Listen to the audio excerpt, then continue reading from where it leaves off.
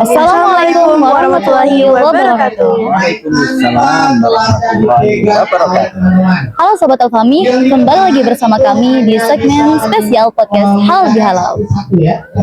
Bersama saya, Sena. Dan saya Alfia, kami berdua berasal dari podcast Asita Alfami Palu.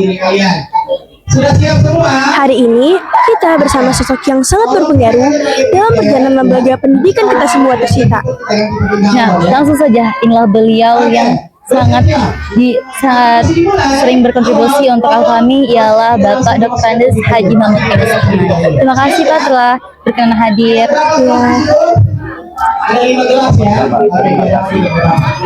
Pak Ketua, kami semua menikmati kegiatan halal bihalal tadi. Suasananya hangat sekali.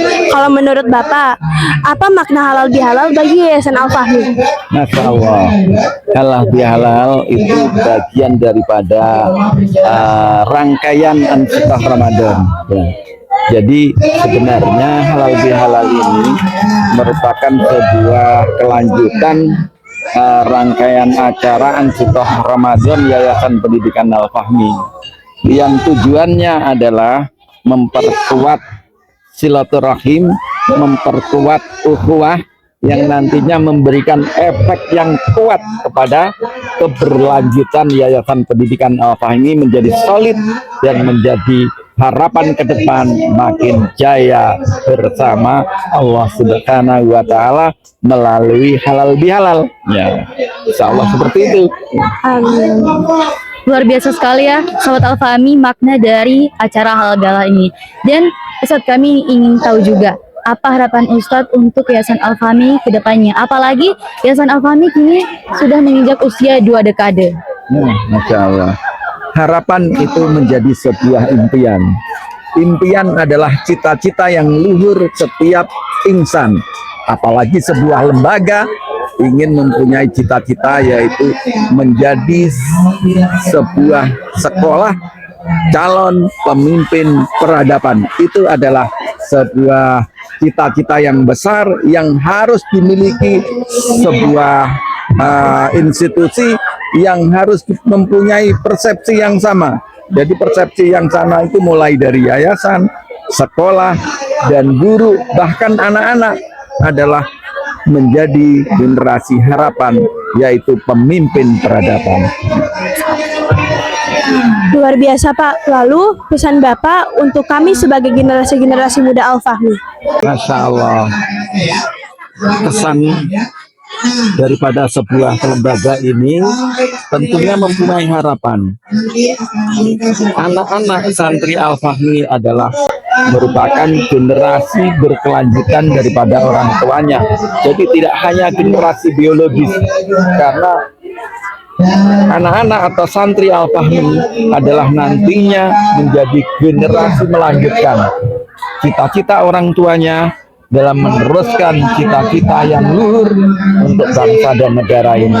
Tentunya harapannya menjadi anak-anak yang sukses, dan itu harapan daripada sebuah yayasan, sekolah, bahkan orang tuanya. Jika sukses, kami ikut bangga, kami ikut senang. Ya. Amin. Ya, itu adalah pesan untuk para generasi muda, apalagi untuk siswa-siswa di Al-Fahmi ya. Nah, selanjutnya kan sekarang Al-Fahmi telah menaungi SD, SMP, bahkan SMA. Apa tantangan terbesar menurut Ustadz selama memimpin yayasan ini? Karena ya, menaungi SD saja pasti sudah sulit, apalagi sudah ada SMP dan SMA-nya. Masya Allah, ini pertanyaan yang luar biasa sekali. Ini pertanyaannya para ilmuwan ini ya. Tentunya kami juga menjawab ke sangat ini karena ini berjenjang. Sekolah ini berjenjang, itu berkelanjutan. Harapannya sekolah kenapa berkelanjutan? Agar mudah untuk melakukan pembinaan. Maka sekolah berjenjang itu dimulai dari SD, SMP hingga SMA. Itu memberikan solusi daripada pendidikan. Jadi ketika kita mempunyai program SD, tentunya kita harus memberikan solusi kepada pendidikan selanjutnya, yaitu SMP. Demikian juga kalau lulus SMP, kita berikan solusi mereka adalah SMA, sehingga tidak terputus ya. Kalau terputus, tentu pembinaan kita jika beralih juga memberi efek terhadap kesuksesan atau cita-cita daripada anak-anak tersebut, sehingga kita harus memberikan sebuah solusi apa tujuan ataupun cita-cita anak tersebut, sehingga kita memberikan jalan keluar yang terbaik. Pembinaan tarbiyahnya tidak putus. Nah, karena kalau terjadi putus hingga ada hal-hal misalkan target pengetahuan Al-Quran itu putus sehingga targetnya tidak bertambah, sehingga perlu kita memberikan solusi berkelanjutan.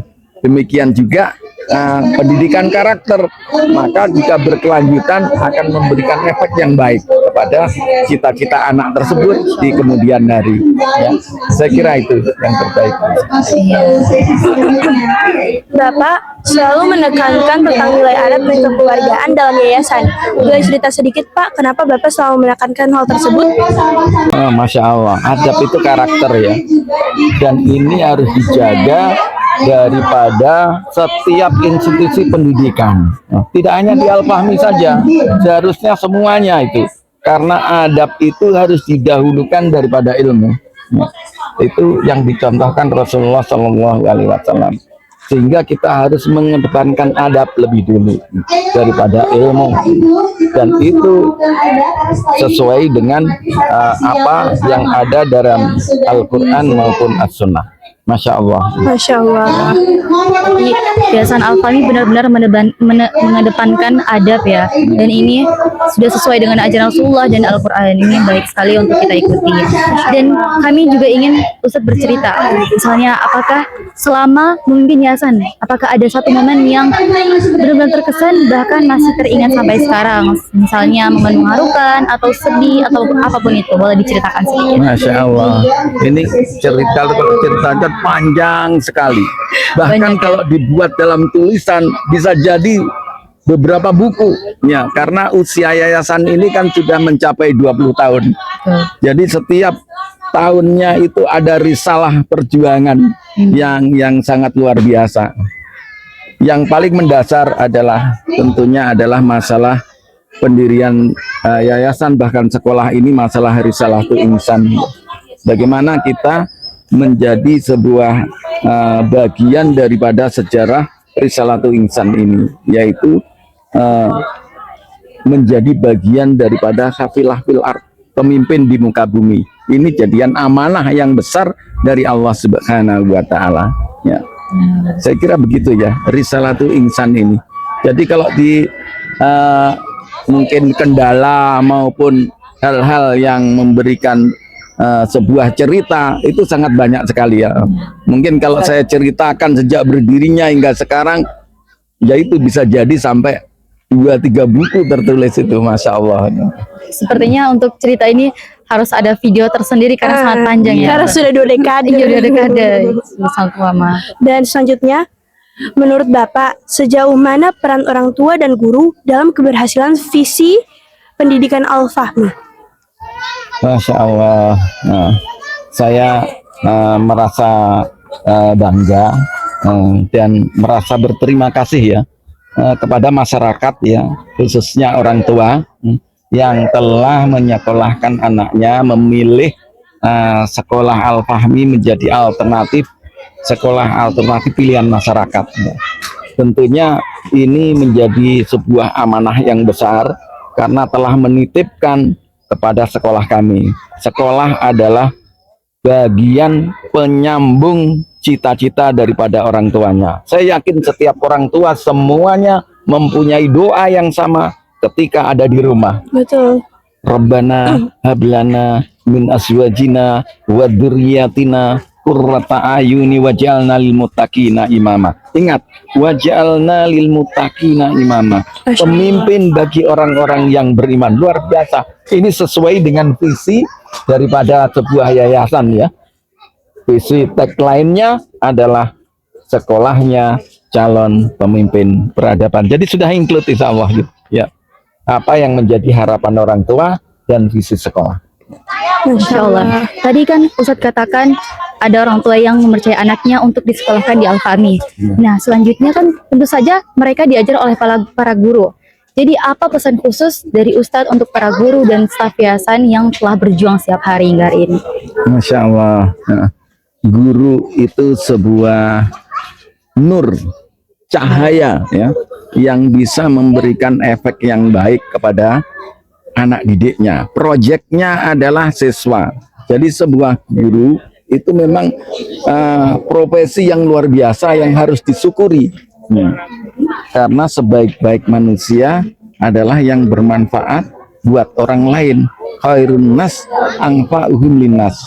Jadi ditakdirkan guru sebagai guru itu merupakan takdir dari Allah Subhanahu wa taala yang harus disyukuri. Tentunya harapan yayasan bekerjalah lebih profesional lagi. Kinerja guru yang cemerlang menghadirkan siswa-siswa berkarakter gemilang. Masya Allah.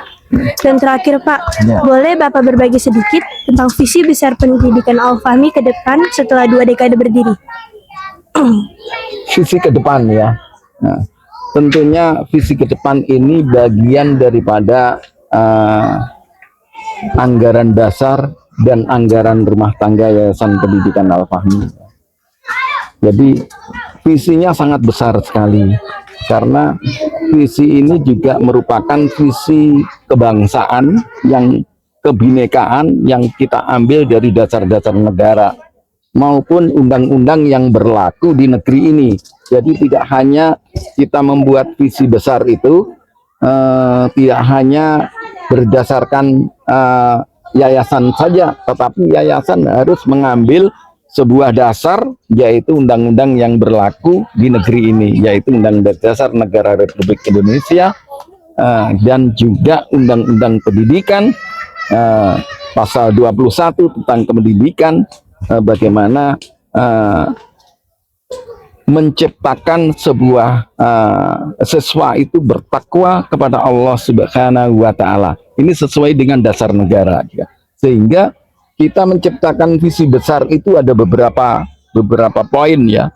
Nah, kalau poinnya mungkin saya nggak terlalu hafal sekali. Intinya bahwasannya adalah memberikan nilai-nilai kebangsaan kepada anak didik, yang nantinya anak didik itu bertakwa kepada Allah Subhanahu wa taala, bersikap mandiri, kreatif, dan memberikan sebuah efek yang baik kepada sosial kemasyarakatan begitu, sehingga tidak hanya nantinya bermanfaat untuk diri sendiri, tetapi anak tersebut bermanfaat untuk keumatan. Nah, insya Allah begitu.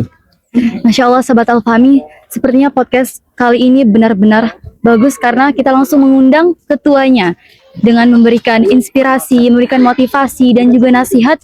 Dan terima kasih banyak Ustadz telah memberikan semua motivasi, inspirasi yang pastinya akan mendukung bagaimana kerja guru, staf, dan juga murid-muridnya ke depan nanti. Betul.